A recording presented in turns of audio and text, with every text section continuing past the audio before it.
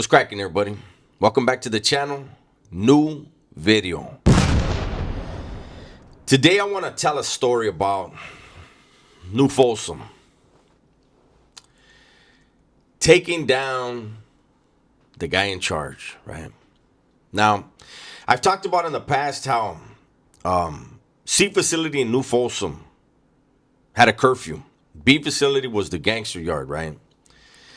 C facility had been for a long time, up until 2000. It had been a stronghold for the Northerners. And then they got into something where they filed some stuff in the courts, and they basically didn't get to come out to the big yard anymore. That opened the door. That created a vacuum. That opened the door, and they started sending guys from the shoes to C facility. Now, I was in the shoe. I was in the bay. I was in the shoe. I got put up for transfer, and they approved my transfer to New Folsom. I had somebody on B facility that I had whacked years before. And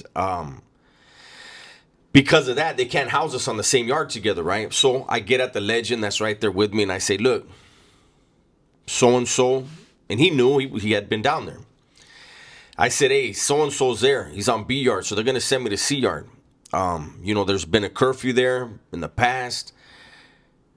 What exactly is it that you want me to do? Right? And the orders I was given was this. You know what time it is. So go down there. If you feel like we can establish something, we can get money, let's do that. If you feel like we can't plan anything down there and there's nothing there, get a crew together and whack as many motherfuckers as possible. I said, I got you. So I go down there, right? Within 2 weeks, there's 9 of us that were all in the bay together. 2 different buses come. There's 9 of us. And they have us back then. They had the Southerners in 1 and 2 block, I think it was. 1 and 2 and 7 and 8. I can't remember for sure on the big side if it was 1 and 2. But then they had the Northerners in the other 2 buildings. No, they had us in 3 and 4. 3 and 4 and 7 and 8, I think it was. And 8 building had one section was orientation, right? So we were there in orientation, all 9 of us. And the 9 of us are going to stick together for sure, right? We don't know what the situation is, but immediately people start coming, and it was just the weirdest, funny style feeling, right? And I remember the bloquero, the guy looking out for the block for the dudes that had the yard. The dude, back then it was a llavero system, one dude.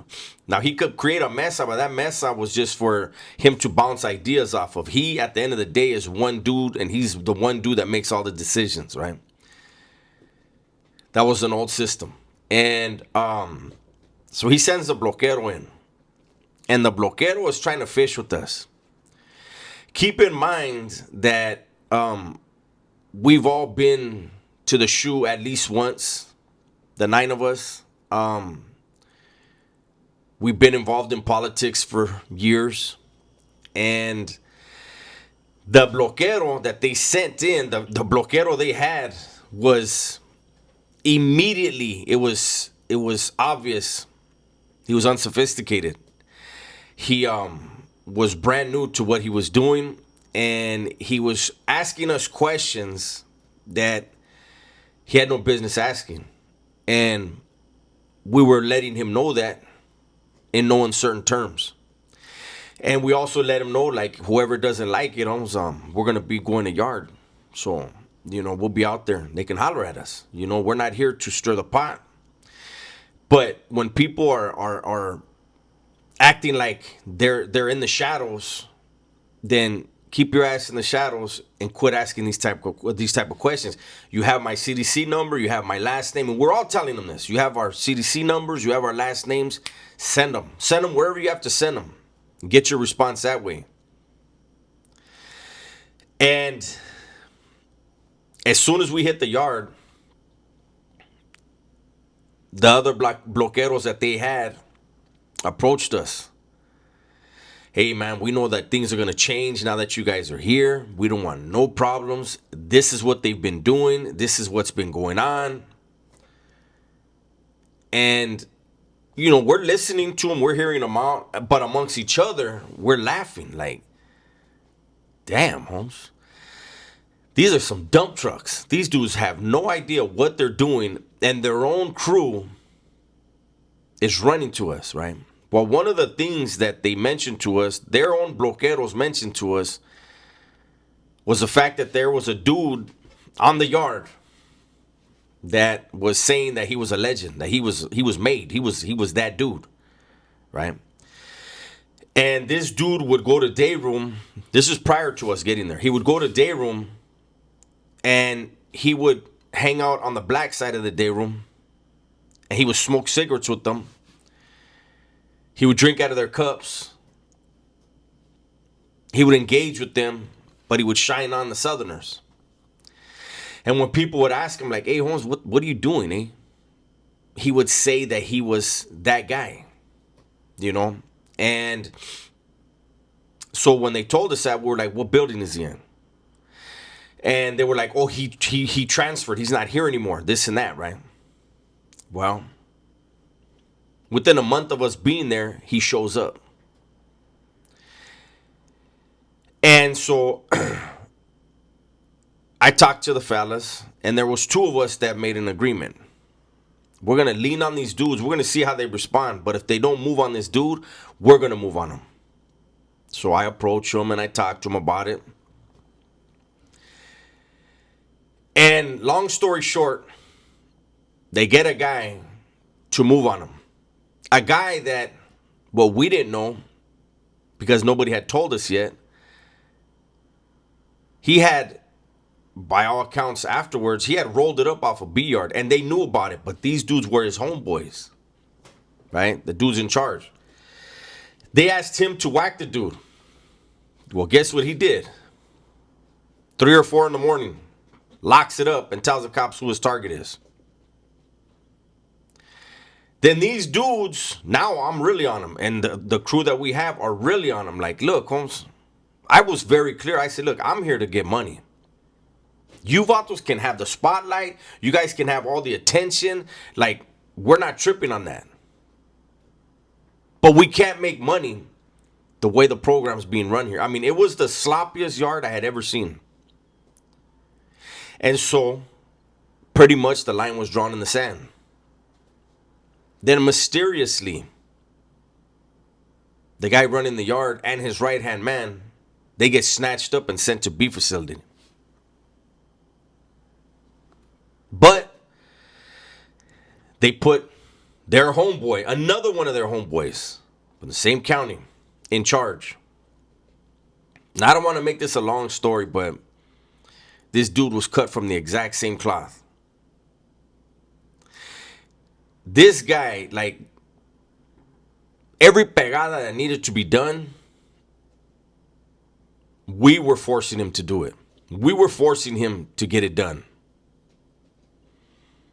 The person that he was under, the legend that he was directly under, that he was doing things for him, was somebody that had a lot of love for me. And I had a lot of love for him.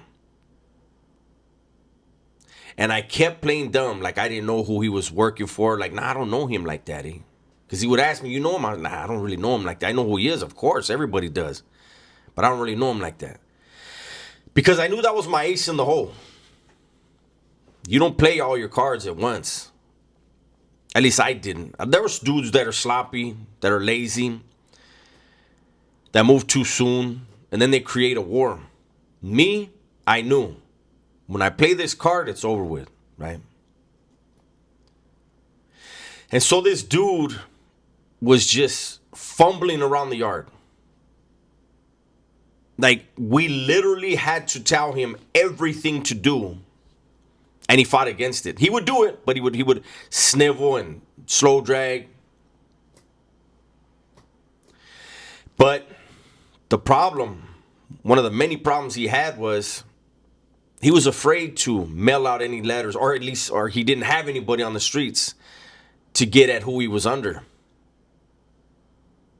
And so the person that he was utilizing to send mail out would bring us all the letters that he was writing. Before he sent them out, we knew everything he was saying. We knew every plot. We saw what he was trying to do. He was trying to build a case against us. And I was the main target of his fake ass pencil whipping. And so I waited, and it finally came to the point where I got at who he was under. Let him know, hey, look, I've read every single thing he sent you. You know, no disrespect, because it was me looking out for the camaradas that are here doing the right things for you and yours. And don't forget, this was the guy that supposedly he had so many dudes. Like, there's so much I could say. I mean, I'm cutting out so much stuff, the ridiculousness of this individual. But in the end, the person he was working for got directly at me and basically said, get his crew together. Get him in front of his crew and tell him that I said he ain't shit and he better never say nothing on that yard ever again. Prior to that, I had actually gotten a green light on the dude from someone else. But unlike a lot of dudes, you know, a lot of dudes that I met in there, they would get into those type of situations and they would get that. I got it, Holmes. That was done.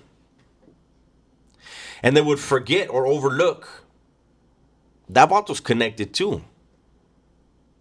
If you touch that vato, even though you got the go-ahead and the authority from this person, you're still disrespecting that person. It was always my preference to show respect to whoever somebody. If somebody was connected and had to get touched, my thing would be to reach out to them and let them know, like, hey, if I had a connection with that person. If I didn't, I'd reach out to somebody on the crew and say, hey, anybody got a good line with this person? I don't want to just, we shouldn't just touch his person, his people, his crew. And we would also ensure when we get this dude, you're still never going to lose feria. And that's exactly what happened with this cat. We were kind, believe me. The other dudes that were on the mesa, because we had stripped this dude down. The other dudes on the mesa were like, fuck him, let's whack him. Instead, I said, man, just leave him alone. It's more humiliating for him. The way he treated other people on this yard, he's now an example of what happens when you get too big for your britches and you forget you ain't nobody. See, we all knew on the mesa, we nobodies. We have some responsibilities, but our job was to ensure the safety and security of everybody on the yard so that money could be made and we can exist. This dude was a tyrant. He was lazy. And then he was humiliated. He wound up getting caught on the yard with a knife on him. And it was a funny thing because after we had told him, we gave him our word. Hey, you're not going to get touched, eh? Unless you try politicking on this yard. As long as you do your time, mind your business, you'll be fine. Now, I don't blame him for not trusting anybody because of the snake that he was. How could he? But that was the time, very rare case, where somebody got knocked off their position without getting bloody. I'm telling you, it ain't no game in there. And now, things are completely different. It's my video for today. Hopefully you guys enjoyed it. Everybody, please be safe, be smart, and tell the ones you love that you love them, man. I'm out of here.